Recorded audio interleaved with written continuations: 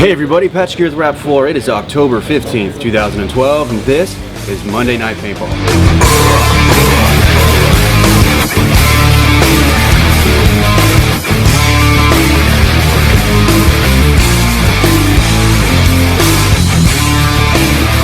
Actually, it's Tuesday, and the reason we're doing Tuesday Night Paintball is because some of our employees went to Decay of Nations this past weekend, and it was a total paint fest. There were ropes of paint going all over the battlefield there, and some of our camera equipment unfortunately became casualties, so we were busy cleaning that out yesterday. Alright guys, we've got a great week of videos for you. We have a customer submitted weapon of the week based on the MKV. We've got a review of the 468 by JP, the Red General at Operation End War 3. And last week we released all of our new USMG items, so we're going to be looking at those this week as far as the new vest, plate carriers, belt, drop leg platforms, and all different kinds of pouches. And there's even some gloves in there, so be sure to check back during the week to check those out. So tonight on Monday Night Paintball, we're going to look at some industry trends. Now there's a couple new companies that just got into Magfed that we are very interested in.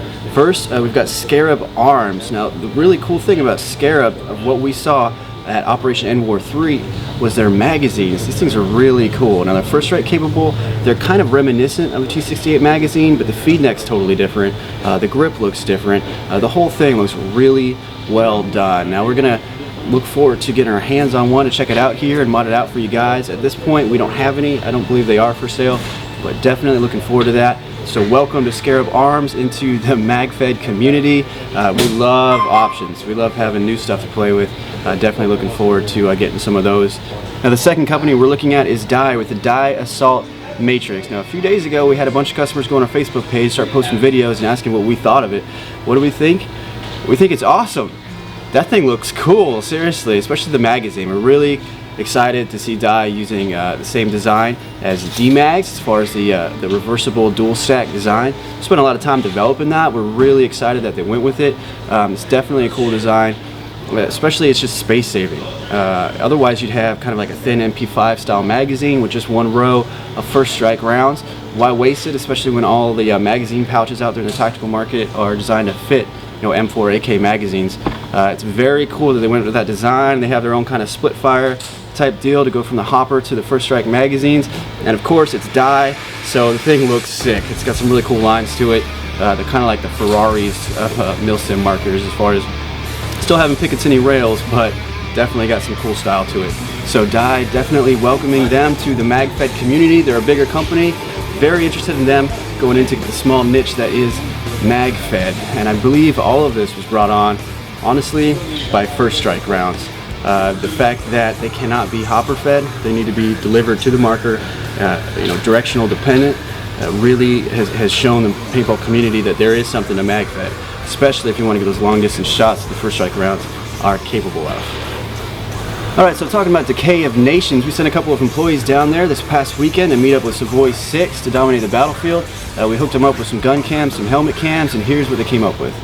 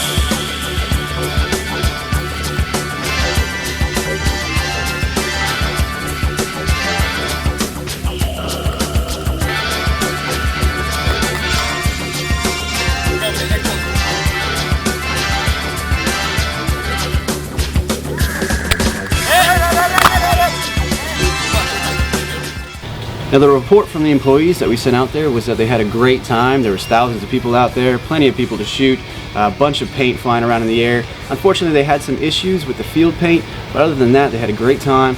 You could tell by the how dirty the markers got when they came back. Definitely got in a lot of paintball that day. And that brings us to this week's topic of discussion. Is weight part of realism? I'm curious to see what you guys think about how much a marker weighs and if that affects how realistic your experience is on a milsim battlefield. Right now, these 4.68s that we have, we give them steel barrels, we give them kind of big compensators, we're giving them real AR-15 handguards, and the weight to it, it feels very much like a real AR-15 or AR-10. I'm really curious if that's what you guys intend to do when they come out. Are you going to try to make it as much like a real weapon as possible, or are you going to be putting like a carbon fiber barrel on it and a super lightweight upper, and how are you going to run yours? I'm really curious. To me, I prefer to have it feel as much like the real thing as possible, but obviously that's going to have some disadvantages against somebody who has like a 1 pound marker out there on the field. So go to our Facebook page, that's facebook.com/rat4usa. I'm going to start a post and give me your opinion. Hey guys, thanks for watching. Now if there's anything you'd like to see in next week's episode of Monday Night Paintball, just go to our Facebook page. It's facebook.com/rat4usa and shoot me a message. Just say, hey Patrick, next Monday Night Paintball, I want to see whatever it may be. Looking forward to hearing from you, and we'll see you out there.